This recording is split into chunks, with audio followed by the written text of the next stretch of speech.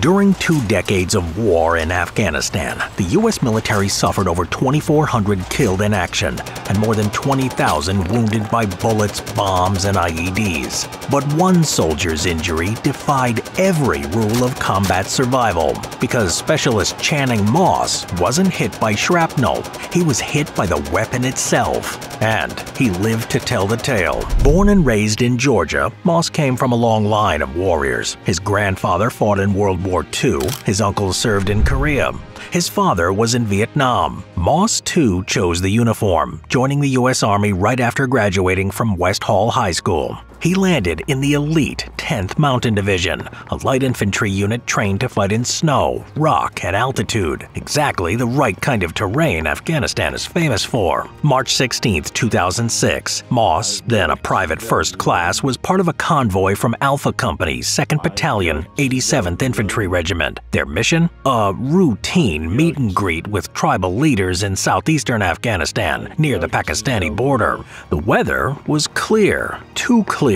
Winter was ending, and in this part of the world, spring meant one thing: fighting season. The snow melts, the roads open, and the insurgents come out to play. The convoy, 5 Humvees and a pickup truck loaded with Afghan National Army troops, had to crawl through narrow dry riverbeds, or wadis, boxed in by steep hills on all sides. Classic terrain for an ambush, and the Taliban knew it. Suddenly, the hills exploded with gunfire. The sharp bark of AK-47s echoed all around them. Moss, manning the top-mounted machine gun on his Humvee, opened fire toward the ridge lines. But it was a shooting gallery, and the convoy was the target. They needed to move, and fast. But as they hit the gas to escape the kill zone, something worse than bullets came flying.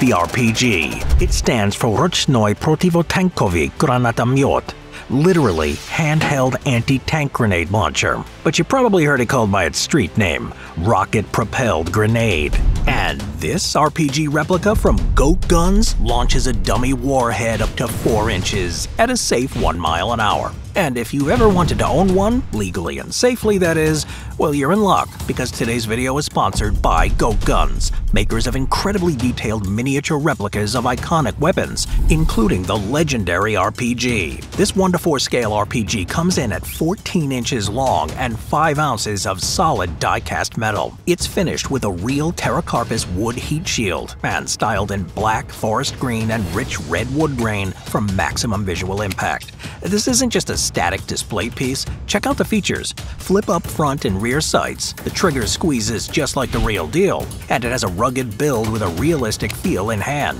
So whether you're reenacting video game rocket jump mayhem or just perfecting your miniature arsenal, this Goat Guns RPG is for you. Oh, and one last thing, soldier. Use our code at checkout for 10% off. The model fired that day was an RPG-7, a Soviet-designed weapon from the 1960s that's cheap, deadly, and in constant circulation across war zones. Its warheads can destroy tanks, helicopters, bunkers, and yes, Humvees. Insurgents launched a salvo. One rocket hit the Afghan pickup, killing 2. Another smashed into the windshield of Moss's vehicle, nearly decapitating Staff Sergeant Eric Wynn in the front seat. Then came the unthinkable. Moss felt the impact. At first, he thought he'd been thrown against the truck. He tried to return fire, then noticed something odd. Smoke coming from himself. I thought I got slammed up against the truck and I went to return fire again. Then I smelled something smoking and I looked down and it was me smoking. Wynn turned around and froze. Sticking out of Moss's body was a live RPG. The warhead had punched through Moss's left hip, torn through his pelvis, and was protruding from his right thigh.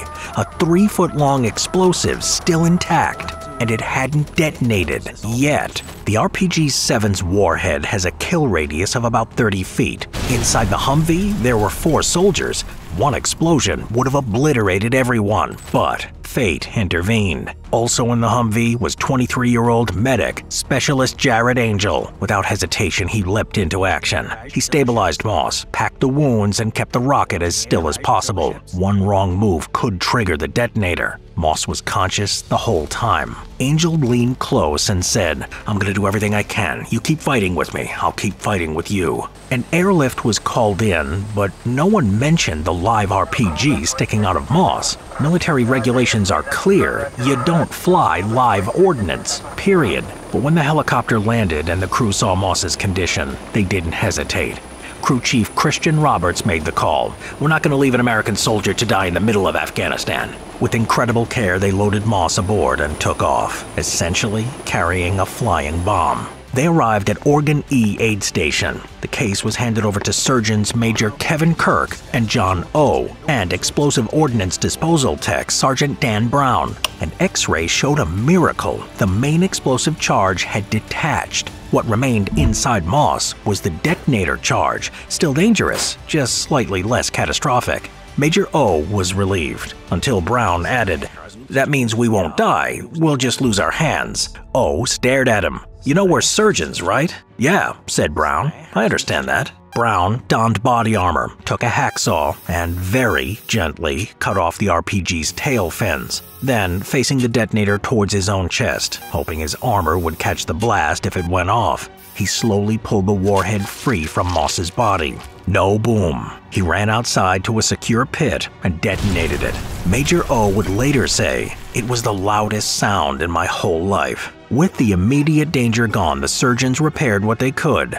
Moss had lost large portions of his intestines. He was flown to Germany, then to Walter Reed Medical Center in the US. By his side, his wife, pregnant at the time, and their young daughter. Moss endured multiple surgeries. He learned to walk again with a cane. His left leg would never be the same, but he survived. Eventually discharged from the Army, Moss went to college and built a career helping fellow veterans.